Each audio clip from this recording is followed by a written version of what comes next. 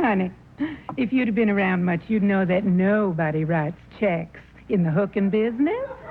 Your weekly salary from your madam, Barbara Rao. No, that money was money I earned. Barbara didn't know nothing about it. She would have kicked me out.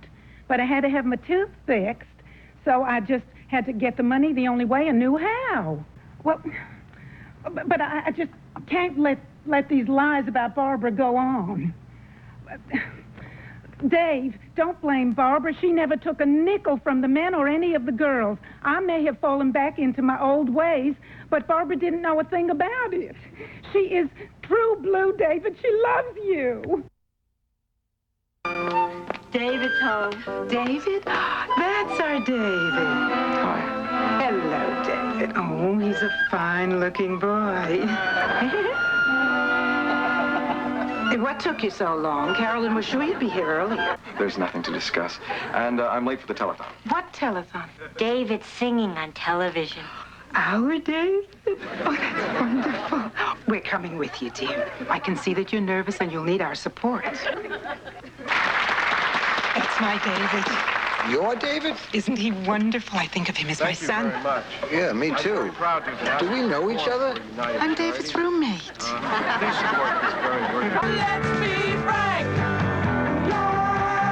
Take a chance with me. Let me say. I knew you would come. You don't know how long we've waited for you.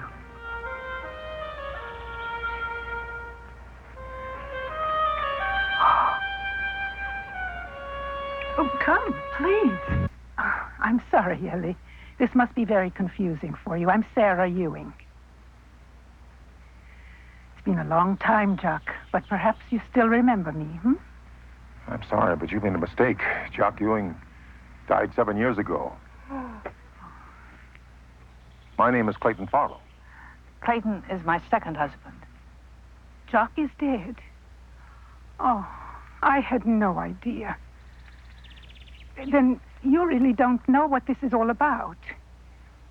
4 years ago, Tom Mallory was hunting in this area when he accidentally found us. Well, unfortunately, Tom Mallory died a while ago. Oh, I'm so sorry to hear about Tom and Jock. The two people most dear to me, next to my family. Well, are you relatives of Jock and Mallory? As far as I know, Jock only had one brother. No, we're not relatives. Ewing and Mallory are not our real names. We took them in honor of the men who saved our lives. Jamie Rush is a 17-year-old retarded boy with a mental age of about 8. This child in a man's body is incapable of controlling his growing sexual urges, and consequently, for who knows how long, has been sexually molesting his 4-year-old niece, Tammy. Didn't your neighbor, Mrs. Martin, tell you that she saw Tammy being pushed off the bicycle by Jamie onto the sidewalk last summer? It was an accident. Jamie would never do anything to hurt Tammy. Well, if that's true, why did you lie about it on the emergency room report? Plaintiff Exhibit C, Your Honor. Didn't you tell the doctor that the slight concussion Tammy suffered was caused when she fell out of bed while taking a nap? I didn't want anybody to blame him. It wasn't his fault. Oh, you didn't want to blame Jamie. Well, that's why you're up here today lying for him again. No further questions. Mark Wallace is petitioning the court to adopt Miguel Villarino, his godson. And he loves his godson very, very much. He can offer Miguel caring and responsible guidance until the boy reaches legal age and can make decisions for himself. Ms. Owens, haven't you been systematically poisoning Kenny's mind against his father? No visitors. I'm not a visitor, I'm a wife. Look what I brought. That's a plant. I know it's a plant. It uses oxygen. It can't have any. I need all I can get. It doesn't use oxygen, it makes oxygen. Photosynthesis. And it's cheerful. I picked it out just for you. I just want to get out of here and pick out my own implants. You might have to, Morris. The hospital is asking about the bills that are piling up. Tell them they'll have to stand in line. Or better yet, they should ask the insurance company. They asked the insurance company and they said no. No. They're saying no to my heart. Morris, your organs are overdrawn, Morris. It was during that time that a friend introduced us to the director of the YFC program here. We spent a lot of hours together, and we really learned a lot. But then one night in February, he called home and he told us that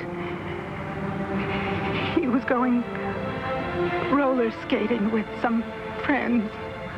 The folks at YFC were so special to us during that time. They were so supportive when we really needed someone.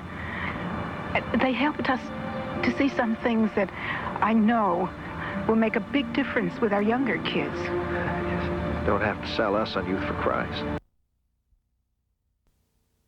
Is chocolate cake allowed, or is it a sin? For the waistline, yes. But the Lord doesn't object to a sweet tooth. Oh, good. I have one, too. I think you'll find we have a lot in common, including a grandchild. The Reverend said I'll never forget Nellie Olson's christening. At least I think that's what he said. She was screaming like a banshee. Edna, what's the matter? I'm fine. I just never realized. Benjamin. What? Oh, Benjamin doesn't like christening dresses? Not the dress. The christening. It's not, Jewish. The only thing on Congressman Kelly's desk are some brochures on Hawaii and a couple of pair of very loud Bermuda shorts. I beg your pardon? That's what's on his desk. Now, we're here about a little girl who's going to die unless somebody takes the time to help us. She's a little girl no different than your granddaughter, Alice. How do you know my granddaughter's name? Let's just say I do my homework. Wait here, gentlemen. I'll see what I can do. The congressman will see you now, gentlemen.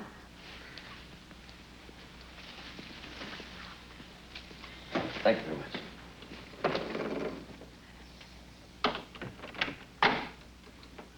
Good luck. It is the last room we have. We'll take it. Where's the bathroom? That way. Down the hall? Down the street. You have to share. Well, do we at least have the room to ourselves? Oh, yeah. You have the room to yourself. Good enough. Wow, that's really fast. Come here, I want you to do me a favor. See that guy down there?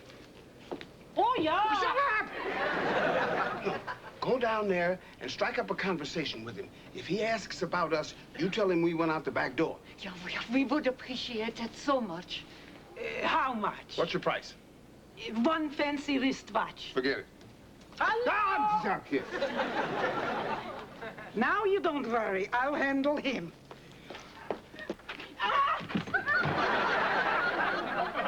I was just polishing the doorknob. You're listening to secret police business. You're under arrest.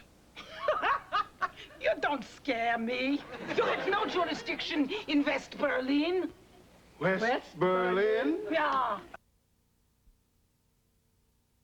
Walter, can't you see he's serious? What's the matter, Phil? Sophia, you and Walt have been married for 30 years. I mean, did you think at the time that it would last this long? No, we didn't. Not when we first met. But we knew we were made for each other. You knew. All right, so she took a little convincing. Convincing. The man wouldn't take no for an answer. Finally, I got worn out. I agreed to one date. 2 weeks later, we were married. Viel Schmerzen, weiß nicht, wie gut ich dir bin.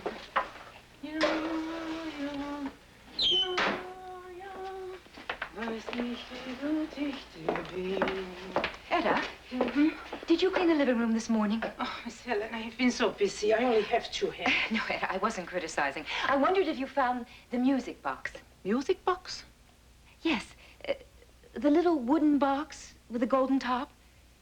It belongs to Mother. The missus has no music box. Where's the card? Who sent this? It came from the florist. That's all I know.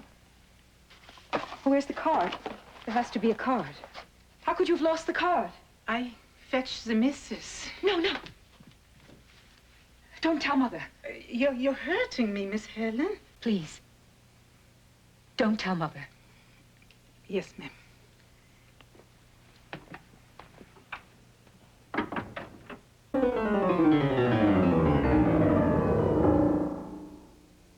Везде одно и то же. Ш. Выйдите! Это только наш багаж, дорогая. How do you do, Mr. Skolnick?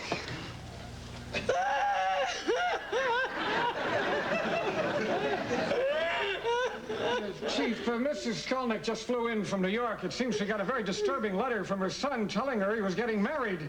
Just like that, a letter comes that he's going to marry some stranger. I guarantee you, if his father was alive, he'd be turning over in his grave. Mrs. Skolnick also understands that you are very much responsible for this marriage. Me? Yes. It's here in the letter how you took him to this place and he met this cocktail waitress. Mrs. Skolnick, now. I was going to put my head in the stove and turn on the gas, but I got electric. Mrs. Skolnick, your son was working very hard, and I suggested he go into town and have some fun. I had no idea he was going to marry the first girl he met. And what about Rosalind? Rosalind? Rosalind Schiff. Oh, he didn't tell you they're engaged.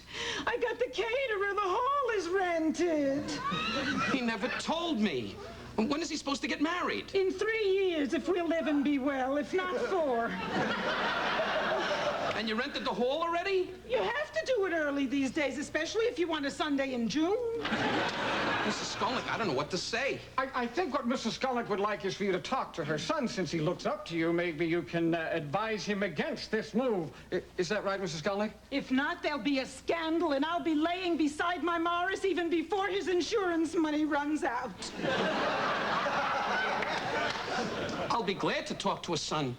But don't you think you should do that, Mrs. Skolnick? Me? I'm not important. I'm only his mother. The one who diapered him and dressed him and cooked for him and gave him his cod liver oil so he wouldn't grow up to be a shrimp like his father. How come you're rushing into marriage? How do you know you're right for Jackie? Because she's right for me. For you, but not for me. Maybe for him. For me? For you, but not for him. Not for him, for me. For him, for him. For who? For you, for them, but not for him and not for me. For me, please.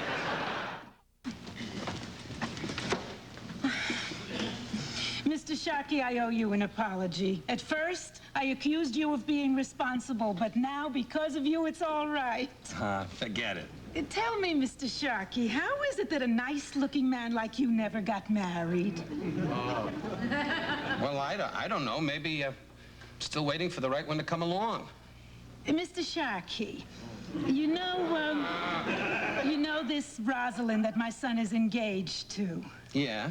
She has an older sister who's also looking for the right one to come along. I think you'd like her. She's for you and you're for her. And for me, I'm for you and I'm for her. She's a very nice person. She has her own apartment. She's a good Mrs. Arnold, thank you for getting here so quickly. Well, Jill, I know how anxious you are to close on this house. Yes, I'm very anxious. It's very important to me. Well, I'm afraid we have just one small problem. Problem? But you said everything was ready. My check, the papers. Well, I have all those things. Then what could cause a problem? Evidently, Jill, you don't have title. I don't have title to the house? Apparently not. I don't understand. Well, as you know, before we can complete any real estate transaction, we have to have a title search to prove beyond any shadow of a doubt that the person selling the property absolutely has clear title. Yes, I understand all of that. Well, in your case, what we have discovered is that you don't have clear title. Yeah. Well, we're Mr. and Mrs. Wait. What'd she say? I think she said, don't be bitter. Was wollen Sie? Huh? Es tut mir sehr leid, aber wir haben keine Zimmer. Gute Nacht. No, hold it. Just a minute. Wait a minute. What? Was? Look, we don't speak German. You're just going to have to speak English. Bitte, ich verstehe nicht. Well, no speak Deutsch. Ah, ja, ich verstehe, aber ich spreche kein Englisch. I think she's saying that she can't speak any English. Look, we're Mr. and Mrs. Preston, and we have a reservation. Ah, reserviert. Yeah, reservierten. That's right, I have a reservation. Yeah, here, I'll show you. I am Richard. Ja, Richard. Richard, yeah, like in Wagner. Aber du bist nicht Richard Wagner. No, I am Richard Preston. Richard Preston.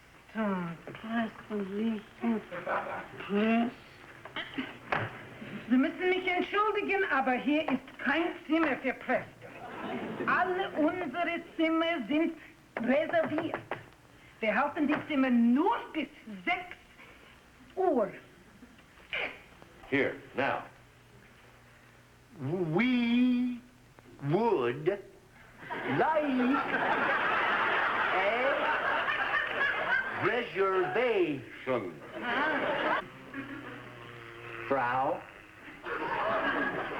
Achtung, Frau. Excuse what? Nein. Excuse Frau.